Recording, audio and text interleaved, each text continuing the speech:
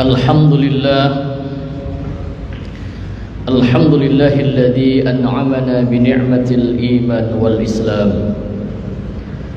Ashhadu an la ilaha illallah wahdahu la syarika lah wa ashhadu anna Muhammadan abduhu wa rasuluhu la nabiyya ba'dah. Allahumma salli wa sallim wa barik ala sayyidina Muhammadin wa ala alihi wa ashabihi wa atba'ihi ajma'in.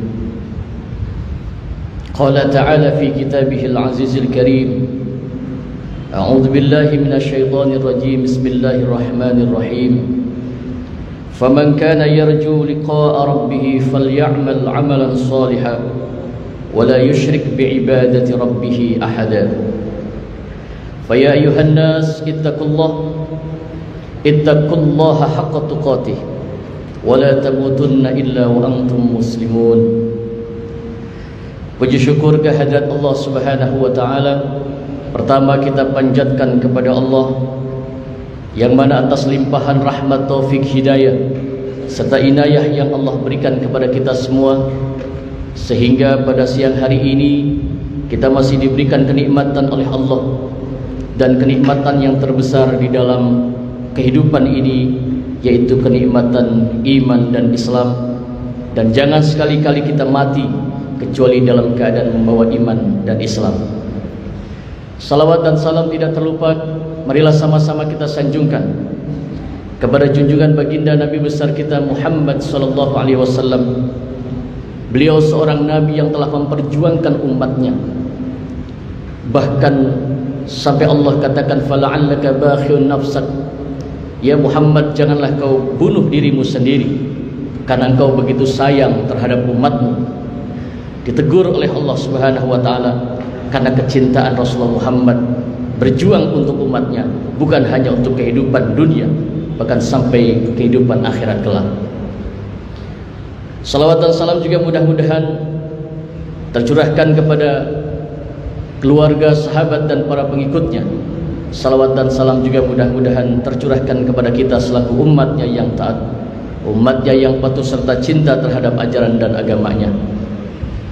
Hadirin sidang Jumat yang dimuliakan oleh Allah, marilah kita selalu meningkatkan keimanan dan ketakwaan kita kepada Allah Subhanahu wa taala dengan sebenar-benarnya takwa, yaitu dengan melaksanakan apa yang diperintahkan oleh Allah dan meninggalkan apa yang dilarang oleh Allah Subhanahu wa taala.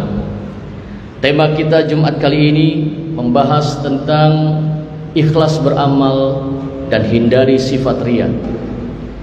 Jika kita berbicara ikhlas, maka sudah ada tuntunan di dalam Al-Quran.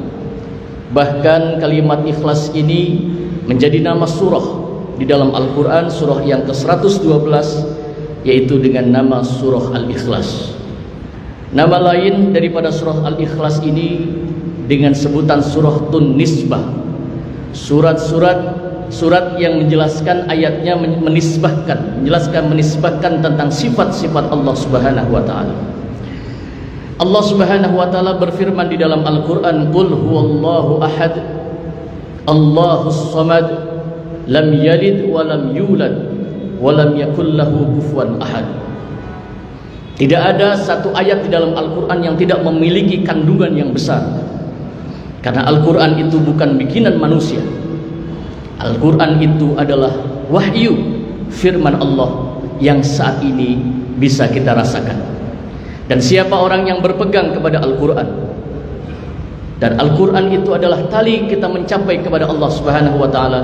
Siapa yang istiqomah berpegang kepada Al-Quran, maka niscaya hidupnya selamat dunia wal akhirah. Surah Al-Ikhlas ini turun dikarenakan surah-surah sebelumnya tidak ada yang menyebutkan sifat-sifat Tuhan. Disebutkan Iqra bismi rabbika, Tuhanmu, Rabbmu. Disebutkan Rabb, bukan langsung Allah. Kenapa Iqra bismi rabbika tidak Iqra bismillah? Karena orang-orang dulu juga menyebut bismillah.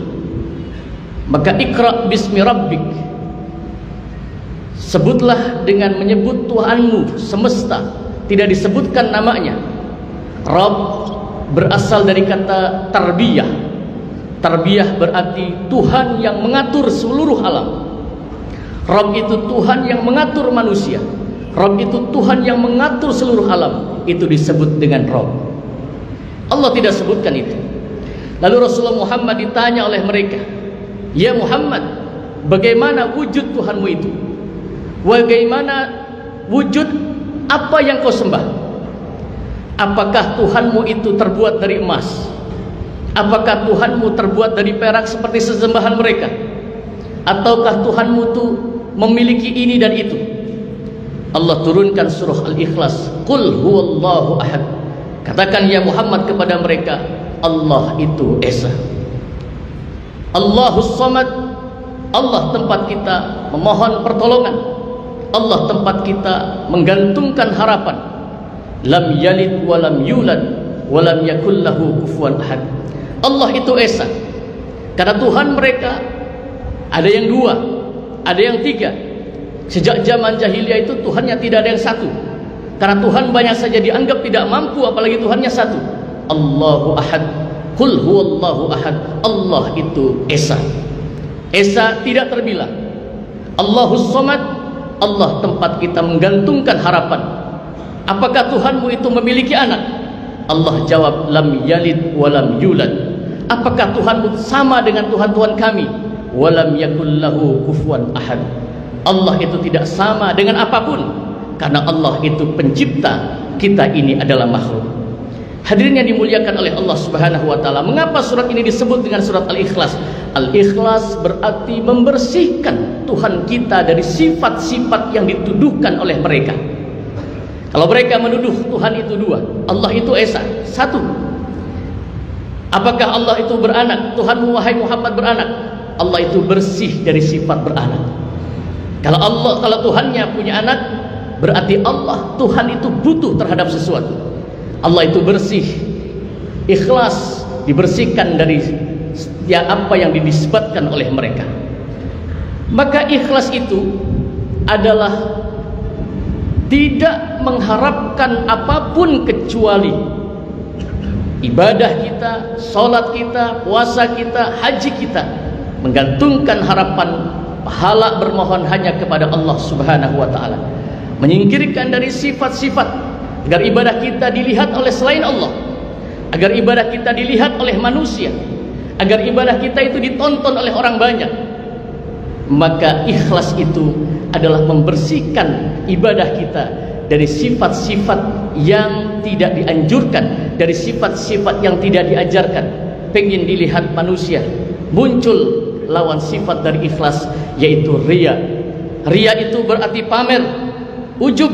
Ibadahnya hanya kalau dilihat orang, pengen lihat tampak paling hebat, maka muncul sifat munafik. Hadirin yang dimuliakan oleh Allah, sekarang lagi musim orang riya dengan nasabnya, orang riya dengan turunannya. Maka Al-Imam Al-Amriti di dalam kitabnya menjelaskan, idil fata hasba i'tiqadihi rufi wa kullu man lam ya'taqid lam yantafi. Seorang pemuda adalah yang berkata saya ini, tidak berkata itu bapakku, itu kakekku, itu keturunanku. Karena sesungguhnya yang membuat nasab bagus atau tidak, nasab itu baik atau tidak, bukan dari atas, tetapi dari diri kita yang mampu membuat nasab kita itu menjadi mulia. Hadirin sidang Jumat yang dimuliakan oleh Allah Subhanahu wa taala. Rasulullah Muhammad sallallahu alaihi wasallam tidak diketahui tadi nasab ke atasnya siapa. Tapi begitu Rasulullah Muhammad lahir menjadi pemimpin dunia akhirat, menjadi rasul, menjadi pemimpin para nabi dan para rasul, maka disebutkan siapa nasab Rasulullah Muhammad. Rasulullah Muhammad punya ayah namanya Abdullah, Abdullah punya ayah namanya Abdul Muttalib, Abdul Muttalib punya ayah namanya Hashim, Hashim punya ayah namanya Abdi Manaf, sampai ke Qusay, sampai Kilab, sampai Lu'ay, sampai Ghalib, sampai Fihar, sampai Ilyas, sampai Kinanah, sampai Nizar, sampai dengan ke Mu'addi, sampai dengan ke Adnan, Adnan bersambung sampai dengan Ismail, Ismail bersambung sampai dengan ke Ibrahim alaihissalam. Maka yang membuat nasab kita menjadi bagus itu bukan dari atas. Jangan mentang-mentang anak kiai terus bodoh, terus bilang saya ini turunan kiai, turunannya boleh. Tapi kalau anak kiai bodoh, memalukan. Anak kiai nggak bisa ngaji, memalukan. Tapi anaknya orang biasa, tidak punya nasab kiai, tapi dia membuat nasab itu menjadi bagus, nasab itu menjadi mulia, karena kita yang membuat nasab itu menjadi mulia.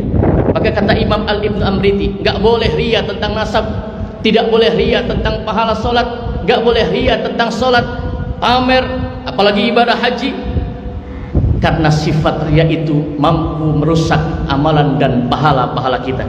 Lalu dilanjutkan di dalam kitab Al-Amriti, fanas'alul mananna ayyujirona minar riya mudhaifan ujurona. Maka kita bermohon kepada Allah Subhanahu wa taala agar kita dihindarkan daripada sifat-sifat riya, sifat-sifat pamer, pengen dilihat orang, tidak hanya pengen dilihat Allah Subhanahu wa taala. Maka jadikanlah amal ibadah kita ini, amal salat kita, amal puasa kita, amal haji kita ikhlaskan hanya untuk Allah Subhanahu wa taala. Kita bersedekah hanya untuk Allah Subhanahu wa taala, diikhlaskan, dibersihkan dari sifat-sifat yang mampu merusak nilai-nilai ibadah kita. Barakallahu li wa lakum fil Qur'anil azim wa nafa'ni wa iyyakum bima fihi minal ayati wa dzikril hakim. Taqabbalallahu minna wa minkum tilawatahu innahu wal ghafurur rahim. Allahumma shalli ala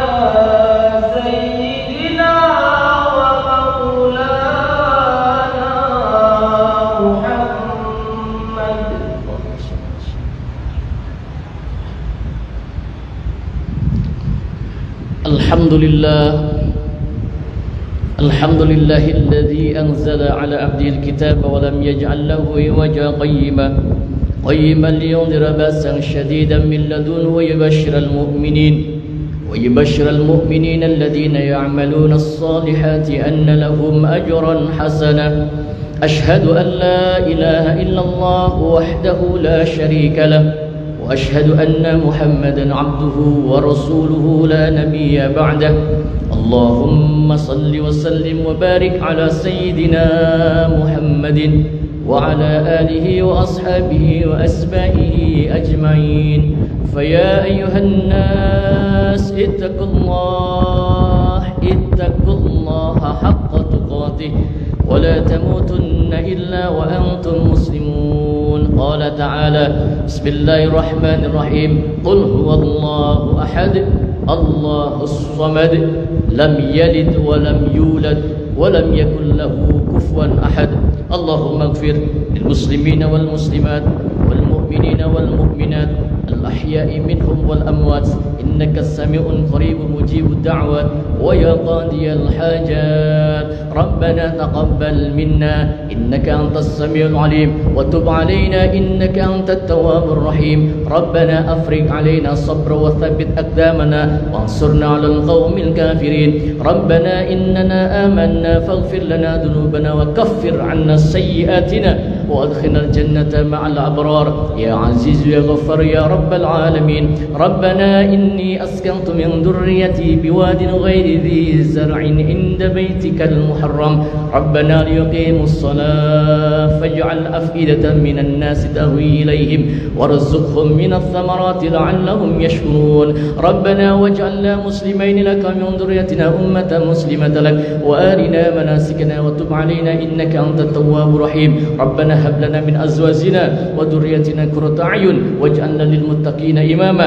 ربنا اغفر لي ولوالدي وللمؤمنين يوم يقوم الحساب. ربنا آتنا من لدنك رحمة وهيئ لنا من أمرنا رشدا. ربنا آتنا في الدنيا حسنة وفي الآخرة حسنة وقنا عذاب النار. عباد الله إن الله يأمركم بالعدل والإحسان وإيتاء ذي القربى وينهى عن الفحشاء والمنكر والبغي يعظكم لعلكم تذكرون ولذكر الله